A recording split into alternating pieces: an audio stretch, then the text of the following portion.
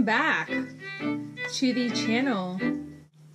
I didn't check to see if I had anything in my teeth.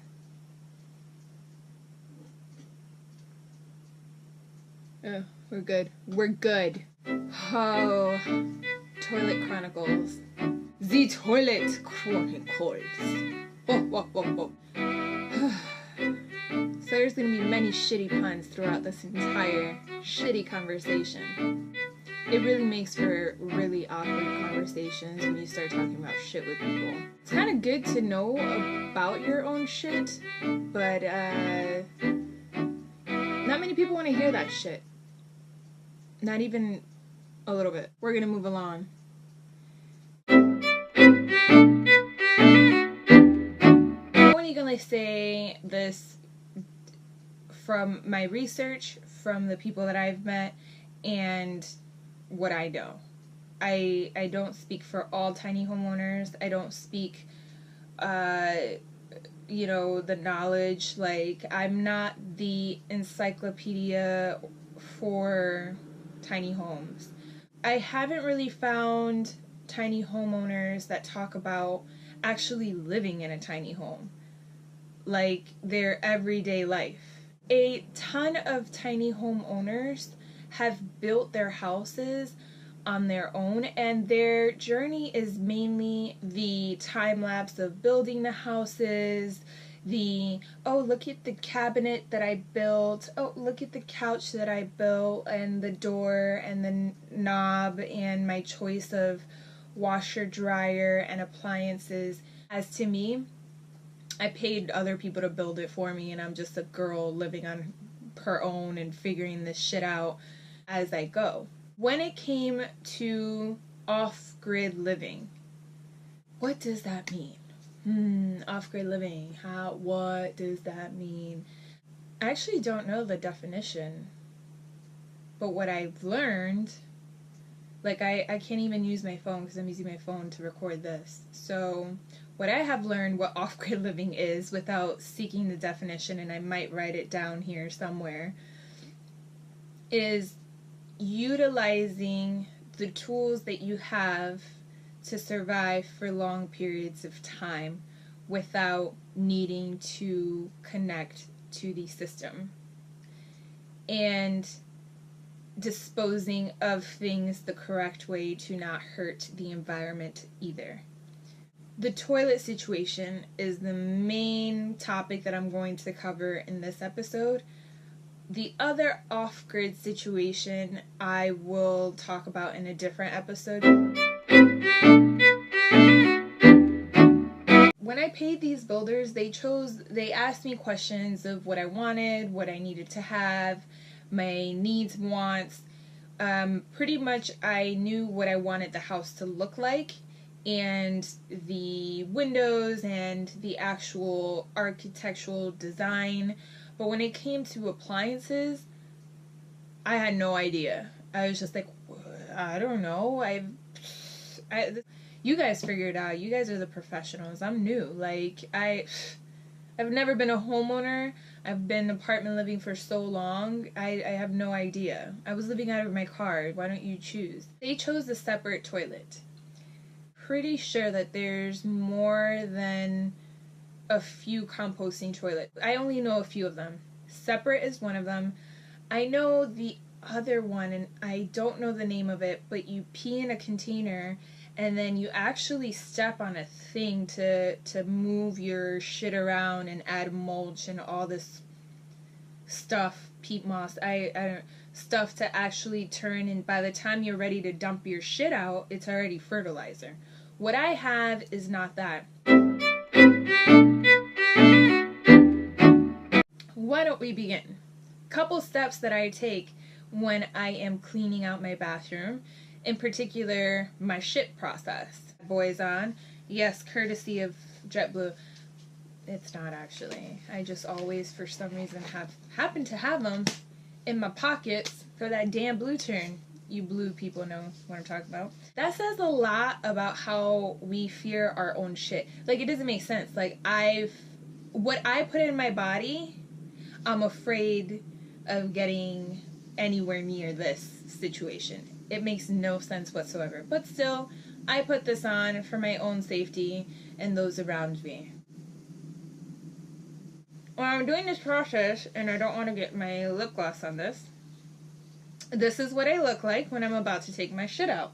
So, the separate bucket comes with 2 buckets. It looks like this. Like a regular black bucket. Regular black bucket. This is the composting bag that your shit goes in. So it looks like a regular green separate bag. Regular. This is distracting, so I can't even speak with this thing. But you get the idea. I look like I'm about to go into surgery, but really I'm taking my own shit outside. It puts the neighbors at ease, by the way. My neighbor Margarita, she's super sweet, and she's so sweet. Good thing she's lived in the rainforest at one point in her life, so she knows this shit. So, this composting bag is a compostable bag. Pretty self-explanatory. Bag goes like this. Shit is in there. What I do, I have my fancy blue gloves. I put this lid, so when you get the toilet, you get 2 buckets and 2 lids. I don't know why. Like, am I supposed to? I have not changed the bucket that I've been using. I just use the same one and change the bags and cleaned out. I don't really, like, change buckets. I'm gonna have to research this. I don't know if I should actually make this YouTube video without knowing this information. But whatever. Because I'm learning as I go. Join along. Bucket. Secured bucket. You walk outside with your mask. Then what you do when you're outside, you open it up. Your shit is in there, right? Shit, tissue, whatever else, vomit. I don't know what you guys do on a 3-week basis. You tie it up as you would a normal bag. You're supposed to dig a foot deep hole, from my understanding, or 3 foot deep hole. Your shit in there. Say, and this is my own experience, is doing yard work has been new to me. Digging a hole for this young lady is not easy. It causes for lots of sweat, tears, and a little bit of calluses that I gave up on that. So I'm currently like in a backyard, and I have 2 neighbors and then woods behind me. So what I've done was throw my shit in the woods, like literally just thrown it out there. And because it rains a lot and it's super hot and humid, I looked to see if my bags are gone, and they're almost gone. Don't do that. What I just said, don't throw your bags of shit in the woods, because that's not good. No bueno, don't do that. I did, as an alternative to digging holes, I bought a 45-gallon composting bin, placed it outside, bought the composting starter, and then some dirt, and then I put in dry leaves, dry branches, and I'll sometimes stir it if it's dry outside, but it's been very, very wet, and I just don't do anything to it. I just leave it there, let nature do its thing, and it'll figure its own shit out.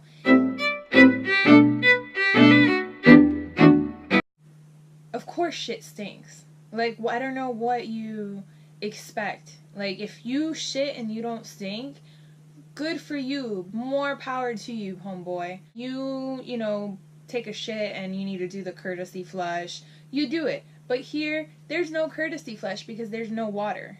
Like, you're legit shitting in a bucket. That's it. You're shitting in a bucket. The answer is for a short period of time, and by short period, it's all relative to the person. For me, I would say from the time that I sit down to the time that I'm up and I wash my hands and I turn the fan off in the bathroom and I walk to the kitchen, the smell has gone away. I do have to state, with this lifestyle and shitting in a bucket, your diet does have to be a bit different than those that that are actually composting their own shit.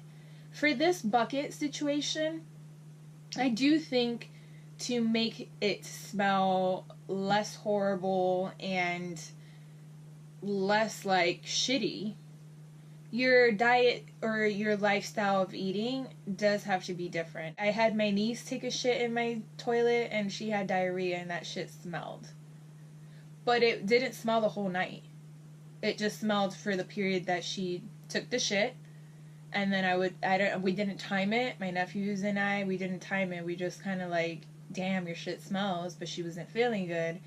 And she's gonna hate me when she gets older. Right now she's a kid, but whatever. Best aunts award ever goes to me. There's no urine into the shit bucket. Shit is 80% water or 85% water, and the rest of it is whatever you have attained that your body does not need. It just gets rid of it. So if you take away the urine, a fan is in the toilet that will dry as much moisture, including the tissue that you use, out of the shit.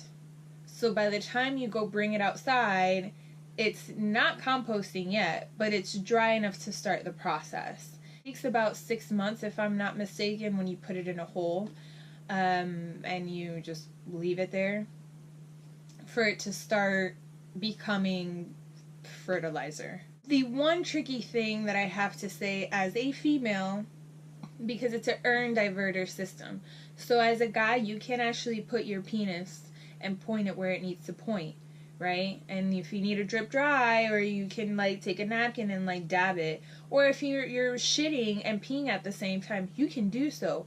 But this toilet, as a female, it is a interesting situation. I have finally, and I'm still learning, like how to like hold my shit and pee, and then hold my pee and shit, and not do the same simultaneously, because I don't want to get my urine inside the shit bucket.